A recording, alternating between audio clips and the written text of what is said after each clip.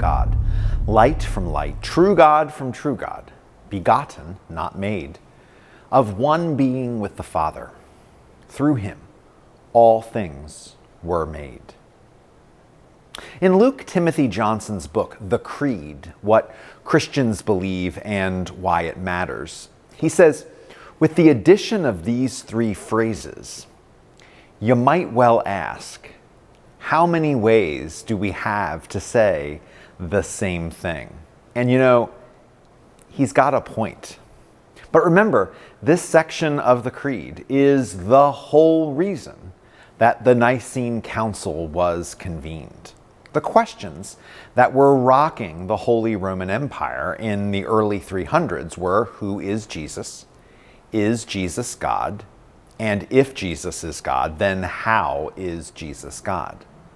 Calling Jesus God from God and true God from true God is basically the same thing. There is indeed an echo in here. Light from light is, of course, also a practically identical thought. When ancient philosophy considered existence, it asked questions like, what does it mean for something to exist?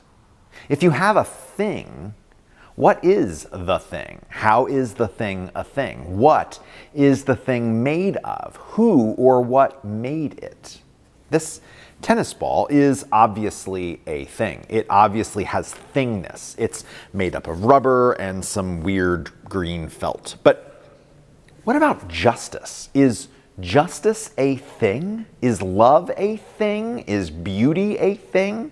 You can't touch justice or bolt love to a wall, but does that make them any less of a thing? Can they actually be said to be more of a thing than this little fuzzy ball? In ancient philosophy, there were said to be two main realms of existence, the realm of materiality and the realm of immateriality. Plato called the realm of materiality the realm of becoming, because things are always in flux here. They change, they grow, they get old, they decompose. The realm of immateriality, Plato called the realm of being. He believed that things that exist here get their existence from the there, the immaterial realm. This ball is a ball because there is, in the realm of being, the idea of a ball. That idea gives tennis ballness to this ball. Plato tried to join the two realms up, but in so doing, he created a hierarchy of the realms. The immaterial realm was more important than the material realm. You can actually look at Jesus from these two realms, and in so doing, end up looking at Jesus very differently. There are Christians today who see Jesus through the lens of immateriality, and thus see that the main thing that Jesus does is offer salvation to our souls. Thus, in the language of the philosophers, our immaterial soul is taken to an immaterial kingdom of heaven. Other Christians might look at Jesus' teachings on feeding the hungry, welcoming the stranger, forgiving those who hurt us, and enacting justice and mercy and peace in the world, and thus see Jesus' main objective as guiding how we live here on earth in the material realm. I personally think that we shouldn't divorce those two things. Jesus does come to offer us a spiritual salvation, and he compels us to live here with justice, mercy, love, and peace. If you step out of Platonic dualism for a bit, you can actually have both. So we might disagree with the philosophical assumptions of the ancient philosophers, and we probably do. I certainly do. But in the 4th century, as an emerging religion and as the new official religion of the Roman Empire under Emperor Constantine, there was a concerted effort to have Christianity sync up with the philosophy of the day. If Christianity was just some simpleton faith that had no ability to speak to the great thinkers of their time and wasn't able to converse with the great schools of thought in the empire, then Christianity would have been rejected by those thinkers and all of their devotees. But if Christianity could not only hold its own with the philosophers, but could show itself to be intellectually rich, then that would provide a road to propelling the faith even more. In Acts chapter 17, we see this same sentiment when Paul goes to the Areopagus in Athens and met with the philosophers of his day. He communicated the gospel to them using the imagery and language of the main philosophical systems of Athens, even quoting from their own pagan philosophical authors. Almost 300 years later, the Nicene Council desired to do the same thing. They wouldn't be complacent with using only general language or even scriptural language. They wanted a rigorous faith which could stand up to the intellectual scrutiny of their time. So when the Creed says that Jesus is God from God and true God from true God and light from light, they are lifting up Jesus' origin in God, Jesus' spiritual, immaterial origin. What is Jesus? Jesus is God. How is Jesus God? Because he comes out of God. What makes up Jesus? Whatever it is that makes up God, the God stuff. If I took a block of cheese and asked the question, what is it? What is the stuff that makes it up? The answer is obviously cheese. If I broke the block of cheese in two, each piece is still just cheese. The stuff that makes up each piece is cheese. This piece of cheese had its origin in that larger piece of cheese, but it's still cheese. Its existence hasn't changed. God is God, and Jesus came from God. Jesus is still made of the same stuff as God. So Jesus is God. Again, we don't think of the world in these categories today.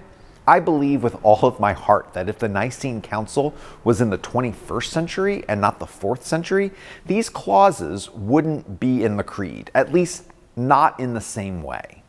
But the bishops of the Nicene Council were using the philosophy of their day to try and shed light on Jesus.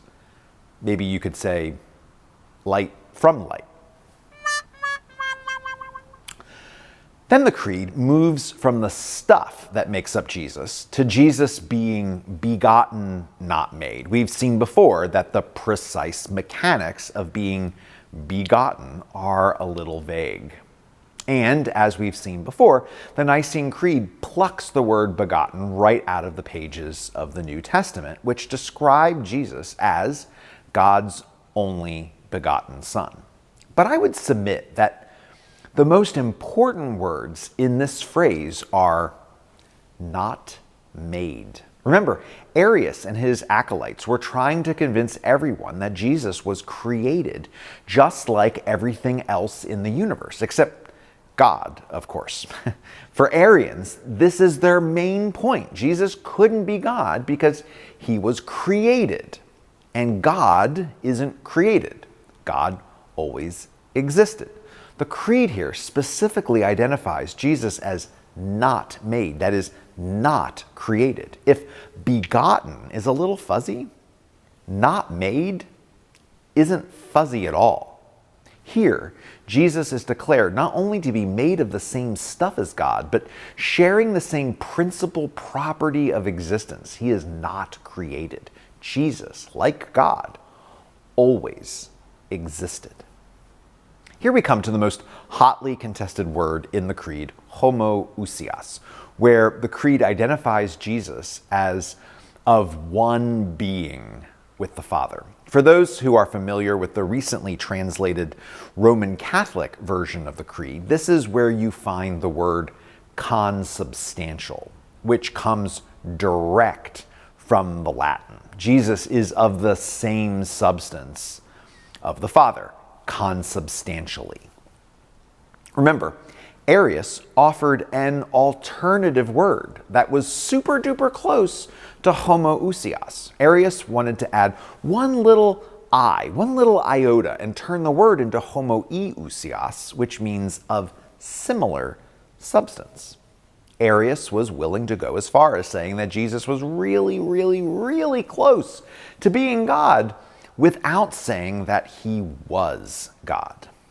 The council rejected his alternative and stuck with the word that Emperor Constantine personally lobbied for, homoousios, of the same substance.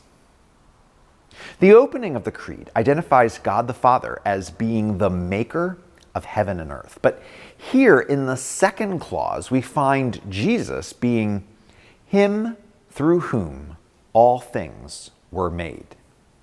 You might not be surprised to know this, but Arius was quite the Bible reader. He didn't just make up his stuff. He got them from reading the Bible, but it was a rather thin and selective reading of the Bible.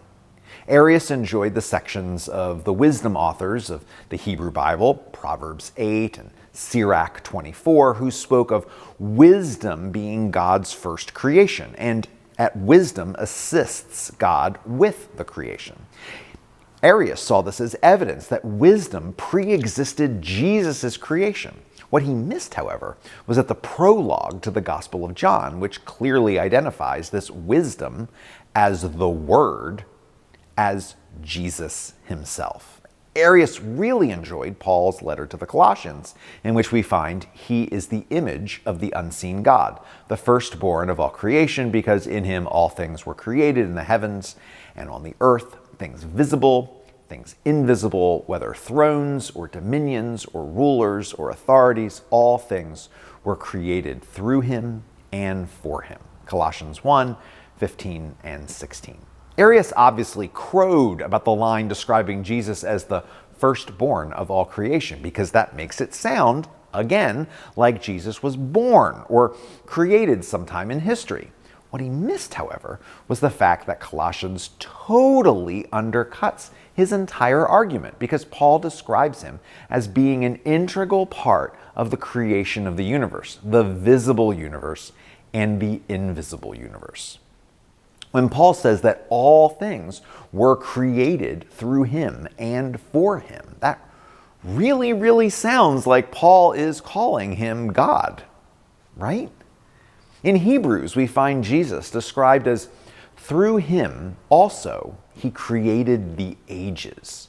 Like Jesus didn't just create physical stuff and spiritual stuff, but Jesus also created the ages, time.